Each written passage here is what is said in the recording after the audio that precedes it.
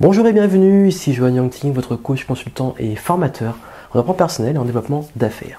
Dans cette vidéo, vous allez voir comment rester motivé. Je vais partager avec vous 3 clés pour rester motivé quand vous débutez, quand vous manquez de résultats ou quand vous sentez que vous vous essoufflez, que vous avez envie d'abandonner. Alors, pour comprendre vraiment ce secret de motivation, ces clés que j'ai partagées avec vous, il faut déjà comprendre comment ça fonctionne dans notre tête. Quel est le processus, les phases que l'on traverse quand on lance un projet. Parce que ces clés que j'ai partagées avec vous permettront justement de rester persévérant, de rester régulier et de progresser régulièrement, quels que soient les résultats que vous allez rencontrer. Quand vous aurez compris ça, vous allez sûrement justement vous retrouver, vous allez voir que c'est certainement déjà arrivé d'être dans ces situations et vous comprendrez comment en sortir, comment activer cette motivation dont vous avez besoin. Alors pour le comprendre, voilà, je vais faire un petit schéma. Ici, en bas, on aura le temps, donc voilà. Bien entendu, le temps. Et en haut, on aura votre motivation. Voilà, motivation. Et donc forcément, votre motivation est liée à vos résultats.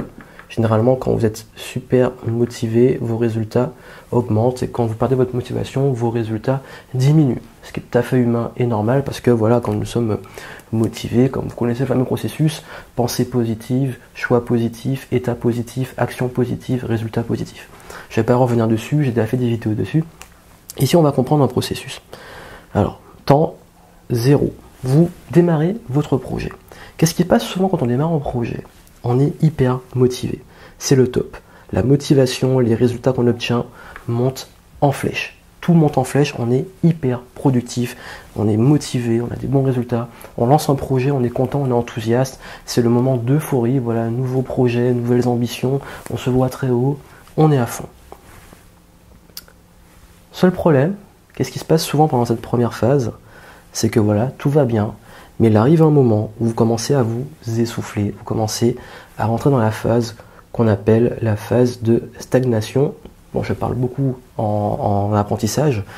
La phase où vous allez stagner, la phase où vous allez ramer, la phase où votre projet, vous allez vous rendre compte que votre projet n'est peut-être pas à la hauteur de vos ambitions, que votre projet n'est peut-être pas, vous n'êtes pas forcément là où vous vouliez être. Vous allez vous rendre compte aussi que votre projet est peut-être plus difficile, que c'est plus difficile que ce que vous aviez imaginé, que c'est plus long, que c'est voilà. C'est le moment difficile où on perd un peu de motivation, on stagne, on met beaucoup d'efforts mais il n'y en a pas forcément de résultats. Et ça, c'est la phase critique. Pourquoi c'est la phase critique? Parce que durant cette phase justement où on stagne et on commence à vouloir abandonner, c'est ce qu'on appelle un peu la traversée du désert. C'est le moment où on s'essouffle, on n'a plus d'eau, on ne sait plus trop où on va. C'est comme le désert, quoi. On voit les paysages super loin, il n'y a rien, et on se dit est-ce que je vais mourir, est-ce que je vais trouver une oasis ou pas, est-ce que je vais pouvoir survivre. Il y a deux situations. Il y a ceux qui vont abandonner et qui vont redescendre. Donc voilà, qui vont soit passer à un autre projet, soit abandonner tout simplement leurs rêves, etc. Ils vont descendre, ils vont perdre de motivation, perdre de résultats, ils arrêtent. Soit ils descendent, soit ils arrêtent complètement, c'est fini. Et il y a ceux qui vont trouver les ressources, les moyens et la persévérance pour passer au niveau supérieur et continuer à décoller. Et c'est ça que je veux que vous fassiez, que vous trouviez le moyen, à ce point critique de difficulté, de traverser le désert, de pouvoir trouver la motivation de continuer. Comment y parvenir? J'ai déjà partagé beaucoup de conseils sur la motivation, mais là je vais partager avec vous des conseils simples, des choses que j'ai mis en pratique beaucoup. Je vais donner beaucoup d'exemples qui permettent de garder cette motivation. Alors pour le comprendre, je vais vous montrer ça très simplement. Il y a vraiment 3 clés. 3 clés qui permettent justement de remonter plutôt que de descendre. La première clé, et qui va vous permettre de vous garder motivé et engagé pendant votre traversée du désert, c'est l'engagement public, l'engagement auprès de vos amis, de vos proches, de votre audience. En fait, le fait de vous engager publiquement vous pousse à arrêter d'avoir toutes ces excuses que vous allez avoir là, toutes ces pensées négatives, où vous dites parce que là, c'est une phase de questionnement. La phase de stagnation, c'est une phase de questionnement. Est-ce que j'arrête? Est-ce que je suis à la hauteur, etc. Si vous êtes engagé auprès des autres, vous allez vous dire, oui, je continue. Oui, je persiste parce que je me suis engagé. Et pourquoi vous allez faire ça? Parce que c'est notre esprit humain, c'est l'esprit de ce qu'on appelle la cohérence. Nous sommes en tant qu'humains des êtres qui ont besoin de cohérence. Donc si vous avez pris un engagement, vous allez vouloir être cohérent et ne pas perdre la face aux personnes qui vous suivent. Donc voilà pourquoi vous allez justement trouver cette ressource pour pouvoir reprendre la pente et décoller. Et qu'est-ce qui va se passer aussi? Parce que déjà un exemple, c'est que quand moi j'ai débuté, souvent sur mes sites, je me lançais des défis. C'est-à-dire que voilà, je disais, j'allais, par exemple, souvent ce que je fais, je dis telle date, je lance mon livre, donc je sais que je dois finir mon livre avant cette date, je ne vais pas abandonner dans la rédaction. Telle date, je lance une conférence, il y a une conférence, je vais tout faire pour la préparer en temps et en heure. Telle date, je lance un produit, je vais tout faire pour le faire. Parfois, je me lance des défis, voilà, je dois lire tant de livres en tant de temps. J'avais fait ça au tout début de B2Zen, j'avais fait des vidéos où je partageais un peu mes lectures et j'essayais de faire au moins un livre par semaine. Souvent, vous avez vu, à un moment, quand j'ai fait l'événement 28 jours pour changer de vie, qu'est-ce que j'ai fait? Je me suis engagé à faire une vidéo par jour. Il y a un an de ça, je publiais un article par jour. J'étais engagé à suivre ce rythme. Tous les lundis, je dois vous faire demander booster à votre podcast. Je suis engagé à le faire. Je n'ai pas à réfléchir si je le fais ou non. C'est le pouvoir des engagements. Vous allez le faire, vous allez trouver toutes les ressources, quoi qu'il arrive.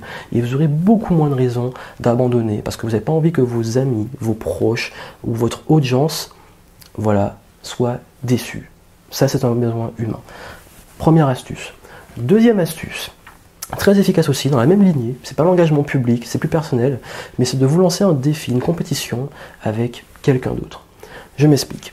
Par exemple, quand j'ai commencé à bloguer, j'avais, il y avait une personne qui a arrêté en ce moment, il y a une personne avec qui bloguait également, et on se lançait des défis, c'est-à-dire qui aurait le plus de vues sur son article, qui aurait le plus de vues sur sa vidéo, etc. Et on essayait, de se challenger un peu, ça nous forçait un peu à, en plus des motivations internes qu'on avait, à chercher une petite motivation de compétition. Ça marche beaucoup en sport, vous allez voir que si, par exemple, vous entraînez à sprinter tout seul, essayez de sprinter une fois avec quelqu'un qui court beaucoup plus vite que vous, et croyez-moi que vous allez booster vos performances.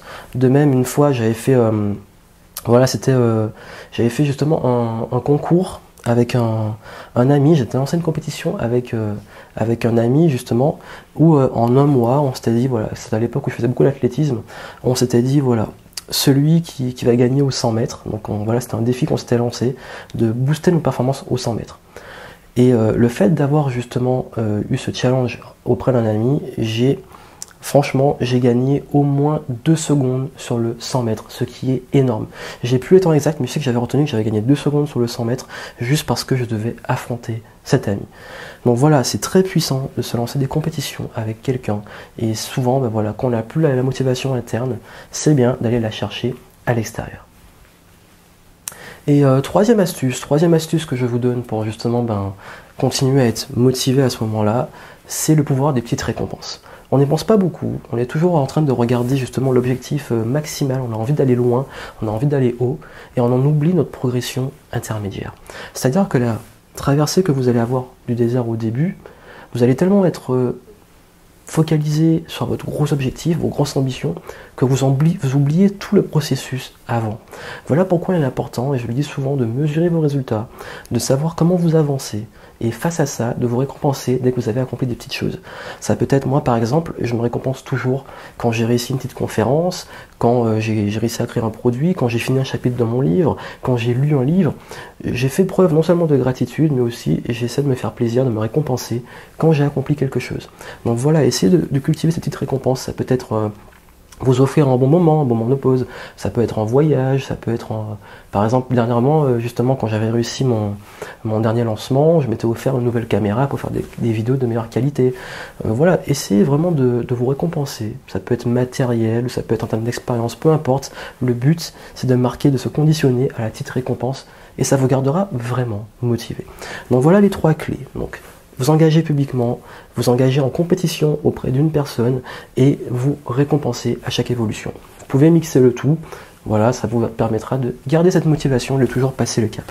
Mais n'oubliez pas une chose, c'est qu'une fois que vous serez là, vous allez encore vous retrouver à stagner et après augmenter, stagner et augmenter. Le but, c'est de garder cette motivation, toujours, pour ne pas descendre, pour ne pas abandonner en cours de route. Parce que chaque palier que vous allez passer, chaque fois que vous allez devoir augmenter vos résultats, vous allez rencontrer forcément des périodes de creux, des traversées du désert. C'est chaque palier, on rencontre de nouveau des difficultés. Voilà pourquoi vous devez garder cette motivation sur le long terme, cette persévérance. Et voilà, pour pouvoir y parvenir, si vous le souhaitez, vous avez mon programme sur la pensée positive, où j'apprends justement comment gérer l'échec, comment gérer la persévérance, ce rapport à la motivation, et ça vous aidera justement à garder vraiment cette continuité, ce rythme qui va vous garder motivé et faire vos résultats augmenter étape par étape. Donc merci d'avoir vu cette vidéo. Si ce n'est pas encore fait, je vous invite à télécharger mon guide Brisez vos chaînes et sortez de la masse. Comme ça, vous pourrez mettre ça en pratique et comprendre les fondements justement de la motivation. Et ça permettra aussi de recevoir les prochaines vidéos que je partagerai avec vous. Sur ce, je vous dis à très bientôt et d'ici là, mettez ça en pratique.